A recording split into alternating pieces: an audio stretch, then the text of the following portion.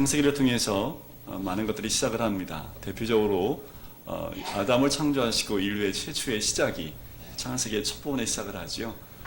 또한 또 하나의 시작이 있다면 노아의 홍수 이후에 그 아들들로 인해서 그 이후에 새로운 시작이 또 시작을 합니다.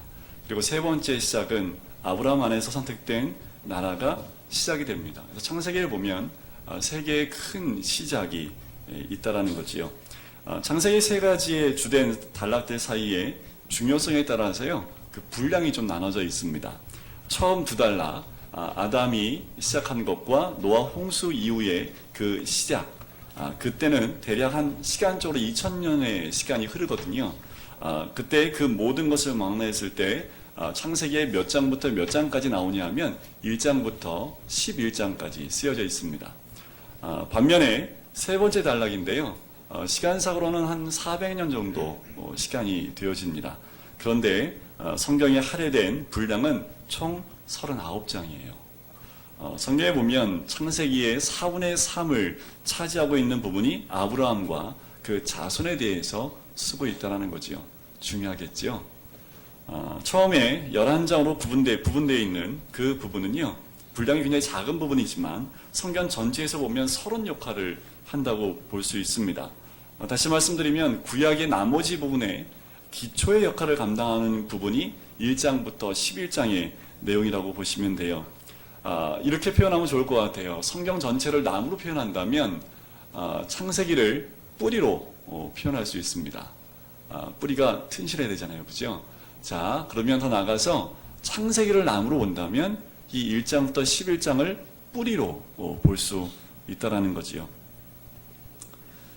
창세기 1장부터 11장까지 전체의 내용은 인류 전체 이야기를 다루고 있지만 12장부터 나오는 아브라함과 그 자손의 얘기에서는 모든 초점이 하나님이 세우시는 나라의 중심을 두고 있다라는 겁니다. 오늘 본문에서 하나님이 아브라함을 찾아오십니다. 그리고 찾아오셔서 아브라함을 부르는 장면이 12장 1절에 등장을 하지요.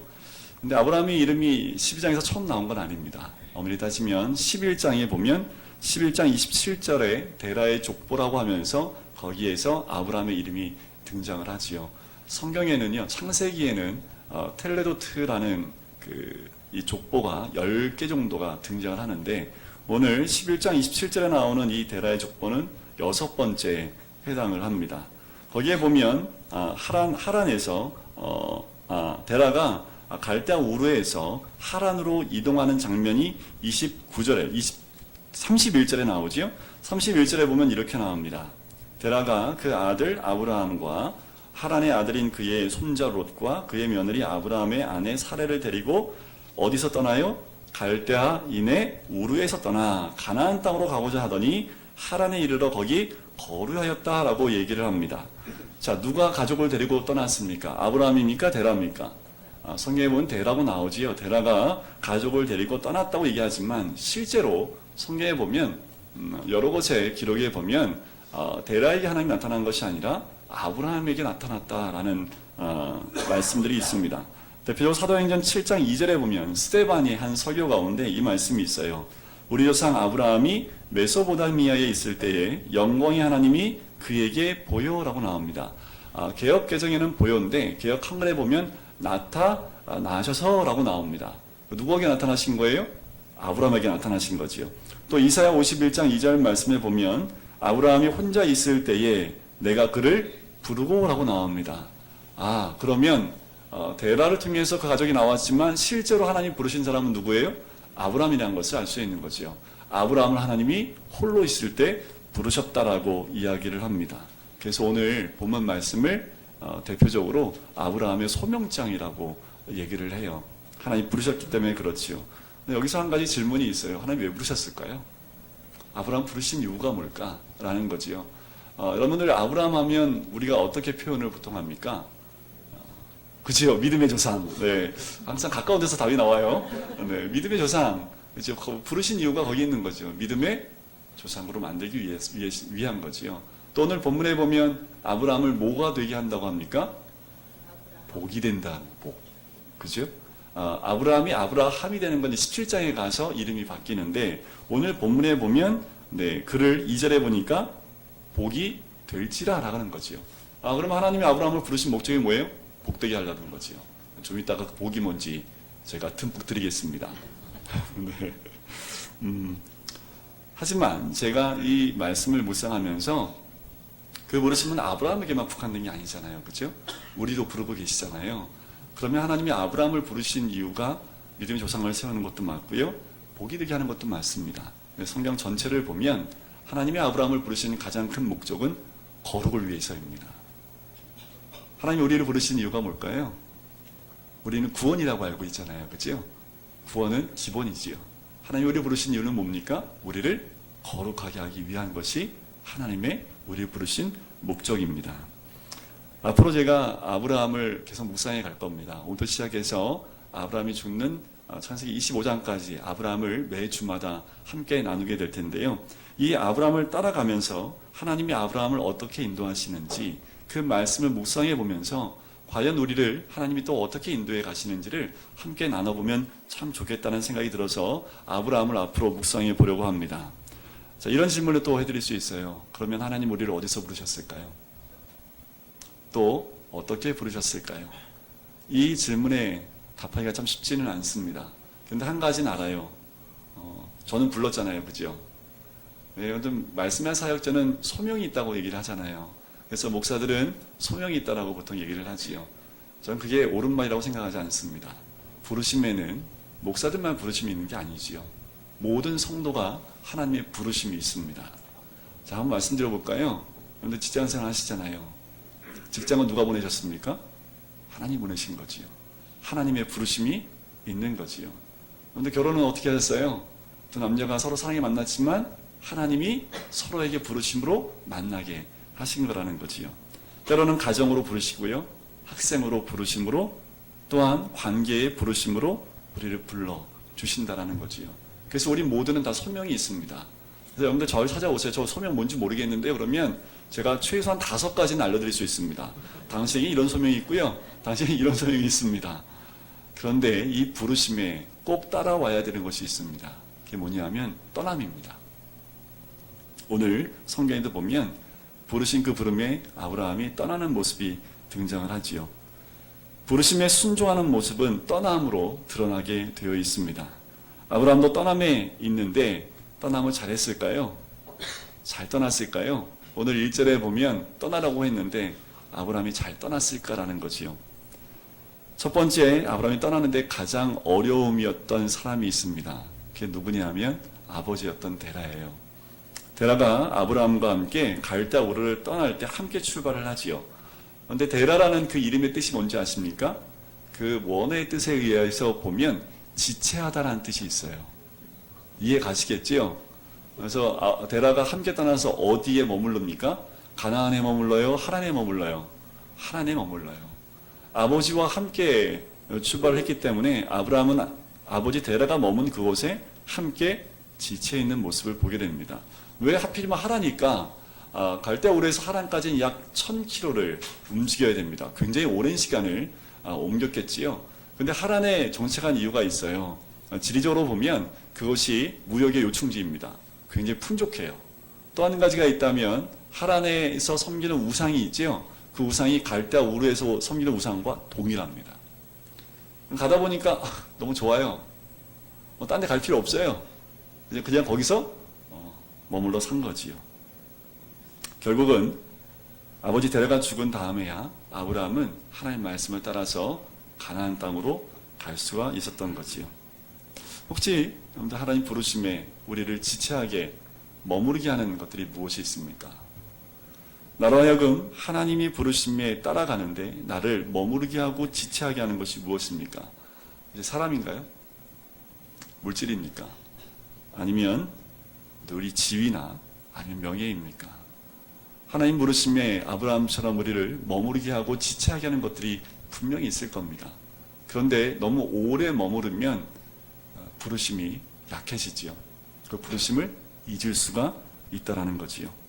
자, 오늘 1절 말씀 한번 같이 읽어보도록 할까요? 1절 말씀입니다. 시작. 여호와께서 아브라함에게 이르시되 너의 고향과 친척과 아버지의 집과 내가 내게 보여줄 땅으로 가라. 여러분들 이 땅을 창조할 때 하나님이 뭘로 창조하셨습니까? 이렇게 막 움직이셨어요? 창세기 말씀을 1장에 보면 3절에 하나님이 이르시되 라고 하지요. 더 멋있는 표현은 개역 개정인 것 같아요. 개역 한글. 개역 한글에 뭐라고 나와요? 하나님이 가라사대 라고 나오지요. 하나님께 천지를 창조하실 때 말씀으로 창조를 시작했다라는 거지요. 하나님의 사람으로 부르시고 말씀하심으로 믿음의 사람은 시작을 합니다. 무엇이든지 하나님 말씀하시면 그때부터 시작을 하는 거지요. 하나님의 말씀하심으로 믿음의 사람이 세워지기 시작한다라는 거지요. 믿음은 사람에게서 시작되는 것이 아닙니다. 믿음은 하나님에게서부터 시작한다라는 거지요. 그래서 오늘도 1절의 말씀에 보면 여호와께서 아브라함에게 이르시되라고 얘기하지요. 이 말씀이 우리 모든 성도님들 가슴에 다 왔으면 좋겠어요. 그래서 이렇게 표현을 하고 싶어요. 여호와께서 정규에게 이르시되. 이걸 이렇게 한번 표현해 보실까요? 각자 이름을 넣어서 오늘 이 말씀을 받고 가셔야 됩니다. 다른 건 다 못 받아도 이 말씀은 받으셔야 돼요. 거기다 각자의 이름을 넣어서 한번 읽어보실까요? 그 부분만. 여호와께서 정규에게 이르시되. 아니, 제 이름을 부르시면 안 되고요. 네, 각자 이름을 넣어서 여호와께서 누구누구에게 이르시되라는 말씀이 삶 속에 들어와야 됩니다. 이 말씀이 들어와야 어디서 떠날 수 있어요? 갈대아우르에서 떠날 수 있어요. 하나님 말씀이 들려야 됩니다. 하나님 말씀이 나에게 정규에게 이르시되라는 그 말씀으로 들려야지 내가 있는 그 자리, 하나님이 함께하지 못하는 그 자리에서 떠나갈 수 있다는 거지요. 중요한 것은 아브라함은 하나님 말씀을 들었다라는 겁니다. 그리고 보았다라는 거지요. 그래서 아브라함의 삶의 시작은 뭐부터 시작했다고 볼 수 있어요? 하나님 말씀을 들음으로 시작했다라고 볼 수 있습니다. 그래서 하란을 떠날 때 아브라함이 나이가 몇 세예요? 75세입니다. 먼저 성경을 한번 찾아보시면 75세 전의 이야기가 있나요, 없나요? 있으면 좀 알려주시면 감사하겠습니다.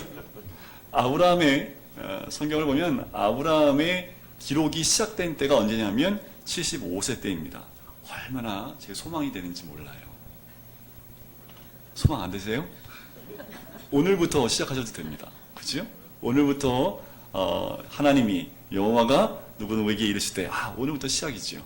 오늘부터 내 삶에 의미가 있는 겁니다. 왜요? 말씀이 내 안에 들어왔기 때문에 그렇지요.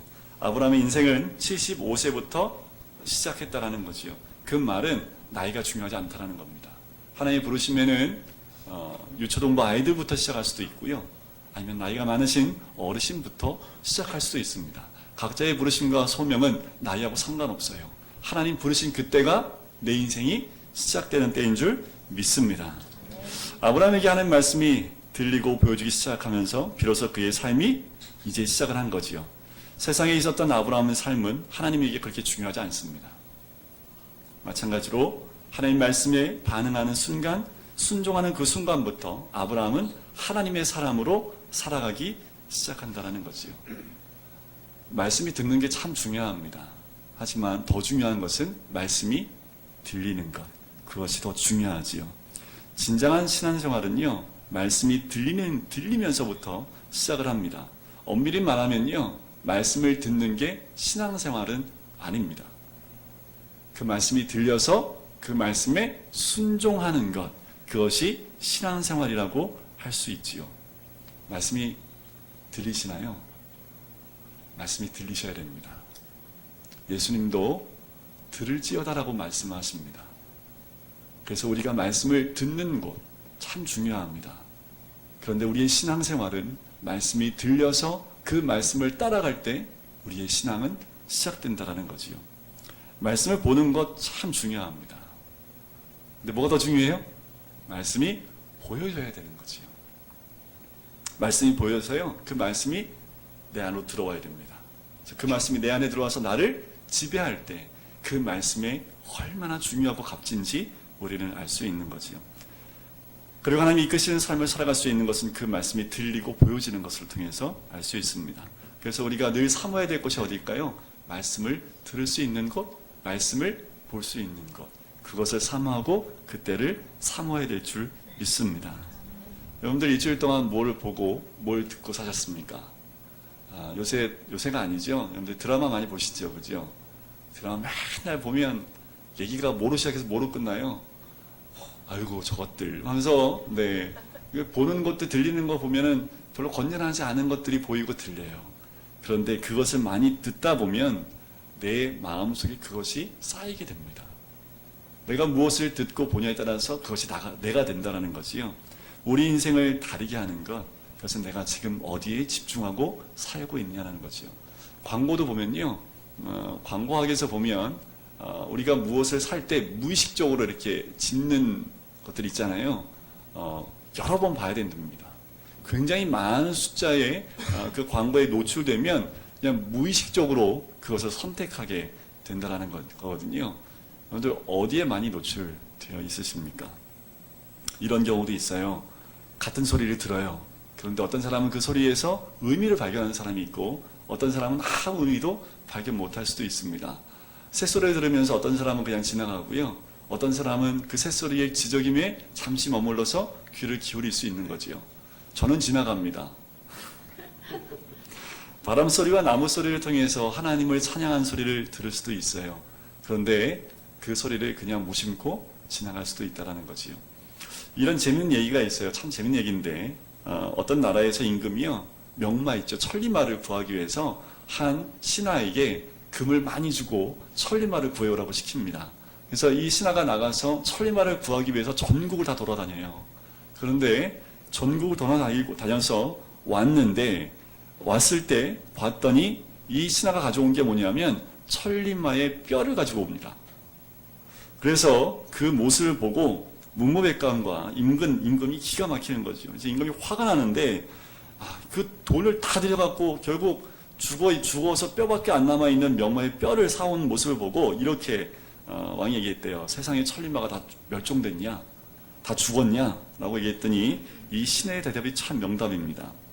전국을 다 돌아다녀도 명마를 팔겠다는 사람이 없었습니다. 그래서 죽은 명마의 뼈를 비싼 값에 사왔습니다. 임금님께서 죽은 명마의 뼈도 많은 값을 주실 만큼 명마를 사랑하고 아끼신다는 소문이 천하에 알려지면 곧 천리마를 팔러 오는 사람이 있지 않겠습니까? 그 말을 듣고 임금이 고개를 끄덕였대요. 어떻게 됐을까요? 전국에 있는 모든 천리마를 갖고 있고 명마를 갖고 있었던 사람들이 몰려들기 시작을 했다고 합니다. 여기에는 생각할 수 없는 큰 뜻이 담겨져 있는데 왜냐하면 의미를 모르면 그 뼈다귀는 그냥 말뼈다귀일 뿐이에요. 그죠? 그런데 그 뜻을 알고 나면 그게 얼마나 지혜로운지 모르겠습니다. 우리가 무엇을 듣고 보느냐가 중요할 뿐만 아니라 그 의미가 얼마나 중요한지가 더 중요하다는 거지요. 근데 아브라함 얘기 처음 들으세요? 신앙생활을 하신 만큼 1년에 몇 번은 아브라함 얘기를 들으셨을 거예요. 그죠? 근데 그 의미를 모르면 아무리 들어도 나에게 별로 중요하지 않다라는 거지요. 저는 오늘 말씀을 준비하면서 또 이 예화를 보면서 그런 생각을 했어요. 하나님, 평생 이 아브라함 얘기를 몇 번 더 할지 모르겠지만 오늘부터 나눠지는 그 아브라함의 이야기를 듣고 우리 모든 성도님들이 가슴에 그 말씀을 담고 아브라함이 걸어갔던 그 길을 함께 갈 수 있도록 인도해달라는 그 기도를 했습니다. 아멘이시죠? 네. 그러면 떠나셔야 되는데, 네. 아브라함이, 네. 하나님이 아브라함한테 뭐라고 하셨냐면, 그 다음에 이렇게 얘기하죠. 너는 너의 고향과 친척과 아버지의 집을 떠나라 라고 얘기합니다. 그죠? 자, 이 말을 좀 쉽게 지적하면 이렇게 쓸 수 있어요. 내 땅과 내 사람과 내 가족을 떠나라. 내 아버지 집을 떠나라 라고 다시 직역을 할 수 있습니다. 땅은 아브라함에게 어떤 거예요? 지금까지 정착했던 삶의 근거지입니다. 내 사람은 누구입니까? 아브라함이 살면서 사귀었던 모든 사람, 친하게 지냈던 모든 사람들, 내가 도움을 구할 때 도와줄 수 있는 모든 사람들, 그 사람들이 내 사람입니다. 또 내 아버지의 집은 친형제와 가족들이죠. 이걸 다 합하면 이건 곧 누구입니까? 아브라함입니다. 아브라함의 모든 것, 하나님은 아브라함에게 그가 지금 하란에서 누리고 있는 모든 것, 모든 사람, 모든 생활의 근거를 떠나서 한 번도 경험해보지 못한 그 땅으로 나와 함께 떠나자라고 말씀하는 거지요. 신앙은요, 지금까지 내가 누리면서 살아온 이 세상의 방식을 떠나서 하나님과 함께하는 새로운 항해를 떠나는 것, 그것이 신앙이라는 거지요. 하나님께서 아브라함에게 이렇게 말씀을 하신 것 같아요. 내가 이 세상에서 붙들고 있는 것을 완전히 버리지 않는 이상 절대로 너는 말씀을 의지해서 한 걸음도 나아가지 못한다. 우리에게 하시는 말씀이지요. 우리가 예수 그리스도를 믿고 지금 이 시간까지 믿음의 길을 왔고 신앙생활을 해왔습니다. 어떤 분은 평생을 신앙생활 하신 분도 있고 어떤 분은 신앙의 연수가 짧을 수도 있습니다. 그런데 더 중요한 것은 무엇입니까? 내가 누리고 있는 것, 내가 붙잡고 있는 것, 그것을 아직도 놓고 있지 못하다면 진정한 신앙 가운데 우리는 살아가고 있다 이야기할 수 없다라는 거지요. 신앙은요, 말씀에 붙들려 사는 겁니다. 하나님이 세상에서 찾으시는 사람들, 어떤 사람 찾으실까요? 하나님도 지금도 하나님은 사람을 찾고 계세요. 어떤 사람을 찾으실까요? 돈 많은 사람 찾으실까요? 지위가 높은 사람이요? 아니면 지혜가 많고 많이 배운 사람을 찾으시겠습니까? 하나님이 찾는 사람은 단 한 사람입니다. 말씀을 따라가는 사람이라는 거지요. 하나님은 지금도 말씀에 따라 순종하는 그 한 사람, 그 사람이 어떤 환경에 있다 할지라도 하나님은 그 사람과 동행한다라는 거지요. 믿음은 떠남에서 시작을 합니다. 우리는 말씀을 따라 매일 익숙했던 환경에서 떠나야 한다는 거지요. 세상을 조금씩 끊고 하나님 방법으로 살아가는 법을 배워나가는 것, 그것이 믿음입니다. 떠나는 거 그렇게 어렵지 않아요. 왜 어렵지 않냐고 제가 말씀을 드리냐면 포기하시면 되거든요. 전에 있던 교회에서 어떤 분이 그런 얘기를 해요. 새벽 기도를 나오기 위해서 드라마를 포기했습니다. 라고 말씀하시더라고요. 네, 우리 어머니들은 뭔지 아시잖아요. 그죠? 드라마가 보통 면제예요. 밤 늦게까지 하잖아요. 그죠? 네, 그것에 마음을 뺏겨서 이렇게 보고 있으면 다음날 새벽에 나오기 어려워요. 그러니까 그분이 그 표현을 하더라고요. 새벽 기도에 나오기 위해서 드라마를 포기했습니다. 그래서 막 힘들어 하시더라고요. 너무 궁금하다고. 하지만 자기의 삶의 패턴 가운데서 하나를 포기하지 않으면 하나님 것을 선택할 수 없는 거지요. 하나를 포기하고 하나님 것 선택하는 것, 그것이 바로 믿음인 줄 믿습니다. 그래서 예수님이 이렇게 말씀하시잖아요. 누구든지 나를 따라오려거든 자기를 부인하고 자기 십자가를 지고 나를 따를 것이다. 아마도 비슷한 말씀이 아닐까라는 생각이 듭니다. 자, 믿음으로 떠나서 어디로 가야 하는지, 그런데 믿음의 완성은 1절 끝에 나옵니다. 어떻게 하는 것이 믿음의 완성입니까? 내가 내게 보여줄 땅으로 가는 것, 그것이 믿음의 완성입니다. 떠나기만 하는 것이 아니라, 떠나면 그게 끝나는 것이 아니라 떠나서 어디로 가야 돼요? 하나님이 보여주신 그 땅으로 가야 되는 거지요. 그곳이 어디인지 모르지만 하나님이 보여주신 비전을 따라 가는 거지요. 자, 오늘 읽은 본문에서 아브라함이 떠났지요. 그래서 보여주신 땅으로 들어갔어요, 안 들어갔어요? 들어갔어요, 안 들어갔어요? 들어갔잖아요. 그 땅이 어느 땅이었어요? 가나안 땅이었잖아요. 오늘 가나안 땅 들어갔어요, 안 들어갔어요? 들어갔잖아요, 그죠? 그러면 순종해서 이루어졌네요. 그죠? 들어갔으니까, 하나님 명령에 따라 순종에 들어갔으니까 이제 끝난 거 아닙니까? 하나님 말씀하시고 분부하신 그 땅에 들어갔으니까 이제 끝난 거 아닙니까? 그런데 아니잖아요. 그죠? 들어갔는데 시작하지요. 그럼 하나님 말씀하시는 것은 그 땅이 아니라는 것을 좀 짐작할 수 있지 않을까요? 그 땅이 이미 들어갔지만 아브라함이 완벽히 하나님이 떠나라는 것을 떠나지 못했다라는 느낌을 받을 수 있습니다. 왜냐하면 이미 가나안 땅에 들어갔지만 하나님 인도하심은 계속 진행되고 있기 때문에, 그러면 떠나라는 그 떠남과 하나님이 보여주신 그 땅으로 가는 것, 그것은 내 눈에 보이는 그 땅에 들어가는 것으로 끝나는 것이 아니라는 것을 알 수 있는 거지요. 말씀을 따라 순종하여 들어왔다라는 것으로 끝나는 것이 아니라 시작이라는 거지요. 이 말씀을 드리는 이유가 있어요. 아브라함은 이제 시작되어서요, 가진 고난을 많이 당합니다. 하나님 왜 이렇게 고난을 겪게 하실까요? 아내를 몇 번 팔아먹어요? 2번 팔아먹어요, 2번. 그죠? 한 번은 팔아먹고 돈 많이 받았고요. 또 한 번도 돈 많이 벌었어요. 근데 여러분들 남편이 팔아먹진 않았잖아요. 그죠? 아브라함이 그런 것도 겪고 전쟁도 겪고 이삭을 바치는 것까지 가진 고난을 다 겪습니다. 하나님 왜 그렇게 고난을 겪게 하실까요? 눈에 보이는 것을 떠나는 것으로 끝나는 것이 아니라 그 내면에, 그 몸에 묻어있는 아직도 벗어나지 못한 옛 습관과 세상의 방식들을 끊어내고 떠나게 하는데 그만큼 오랜 시간이 걸린 거지요. 그게 완벽하게 떠나는 데까지 몇 년이 걸렸냐 하면 아브라함은 25년이 걸려요. 그게 100세 되는 때. 그런데 완벽하게 떠나는 것은 좀 더 뒤로 갑니다. 이삭을 모리아산에서 바칠 때라는 거지요. 그래서 이렇게 시간을 옳지 보면요, 이삭을 낳는데 25년 걸린 거고요, 이삭을 바치는 데까지 딱 보면 약 40년 걸립니다.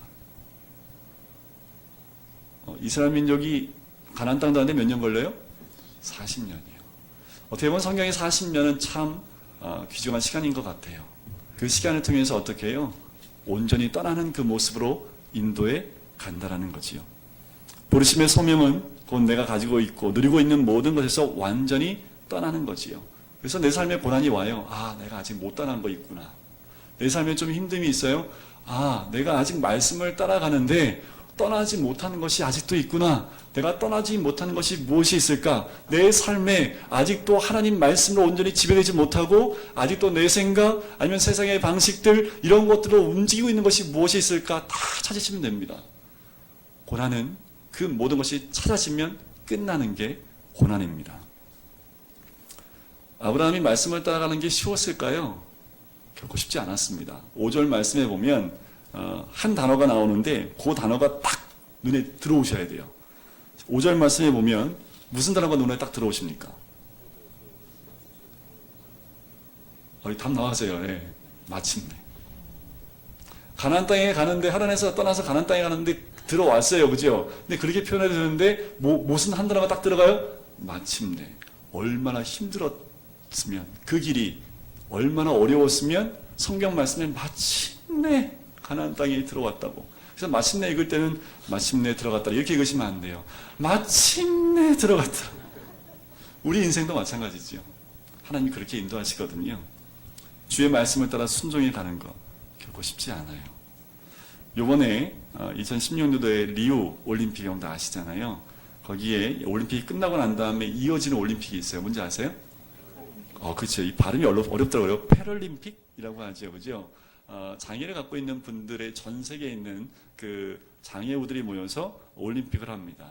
그 가운데 한 사람의 이야기가 이번 주에 나왔어요. 가슴이 뭉클해서 또 이 말씀을 맞아서 제가 한번 읽어드릴게요. 200m 은메달리스트인데요. 전민재 선수입니다. 나이가 39살이에요. 나이가 굉장히 많지요. 손으로 쓸 수 없어요. 말도 못해요. 근데 다리는 멀쩡해서 뛸 수는 있습니다. 늦은 나이에 이 운동을 시작했던 이 자매님이신데 이분이 발로 편지를 써요. 그래서 시상식 때 그 편지를 꺼내듭니다. 관계자가 그것을 대신 읽어요. 이런 글이 쓰여져 있습니다.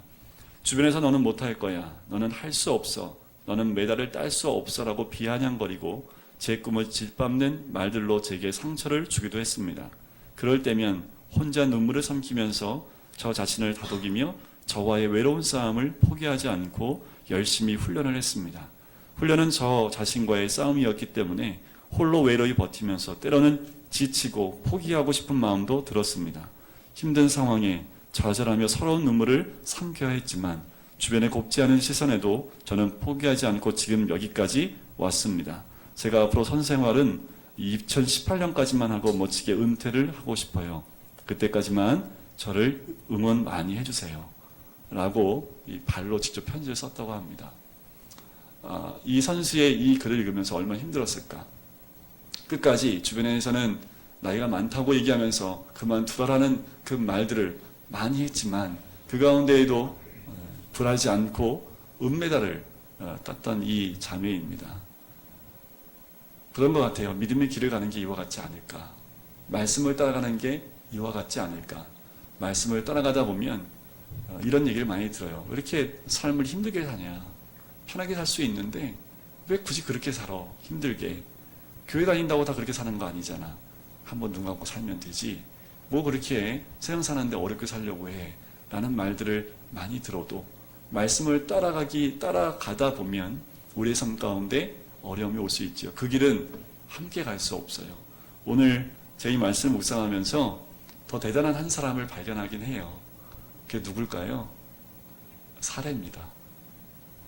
한 번 등장하지 않아요. 그런데 아브라함이 갈 때 같이 가요, 안 가요? 같이 가요. 믿음이 참 대단한 것 같아요. 아브라함은 말씀을 따라갔잖아요. 그죠? 말씀을 받았기 때문에. 내 사례는 말씀을 받지도 않았는데 하나님의 길을 함께 떠나가는 사례의 모습, 변치 않고 동행하는 그 모습이 등장을 합니다. 여러분, 떠나는 거 쉽지 않습니다.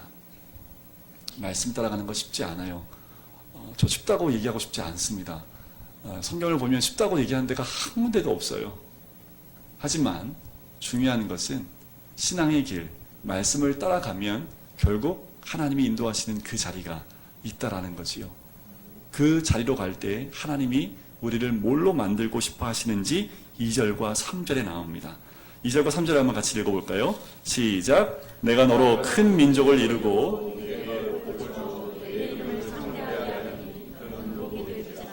너를 축복하는 자에게는 내가 복을 내리고 너를 저주하는 자에게는 내가 저주하리니 땅의 모든 족속이 너로 말미암아 복을 얻을 것이라 하신지라. 뭐가 나왔죠? 여기서 드디어 복이 나왔지요. 아브라함이 뭐가 된대요? 복이 된대요. 복. 그죠? 우리 한국 사람들이 제일 좋아하는 단어가 뭐예요? 복. 네. 우리나라 곳곳 집안에 들어가면 곳곳에 다 무슨 자가 적혀 있어요? 복. 우리가 제일 이렇게 들을 때 기분 좋은 거, 복스럽다. 이거는 조금 통통하다는 의미여서 좀 듣기 싫어할 수도 있지만, 네, 복덩어리. 이게 제 막내딸을 주변 분들이 다 복덩어리라고 얘기를 해요. 늦둥이여서. 뭐 복주머니. 우리 새해 되면 다 뭐 받으라고 그래요? 복 받으세요. 그래서 복을 참 좋아하는 민족이 우리들이지요. 우리 머리에 복하면 떠오른 단어가 뭐가 있을까요? 아무튼 복하면 떠오른 단어. 뭐 단어 있으세요? 복권. 네.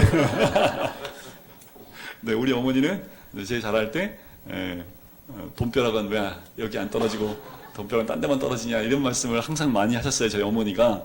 이게 이제 그 복덩어리라는 거죠. 그죠?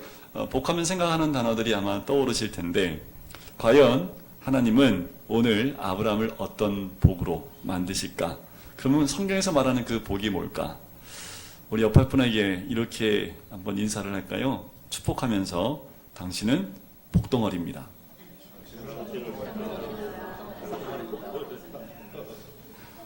왜 좀 이렇게 더 이렇게 많이 해주시면 좋은데. 네. 자, 성경에서 말하는 복에 대해서 한번 나누고 오늘 이 9절까지 말씀을 다 못 나누면 다음 주에 이어서 말씀을 나눌게요.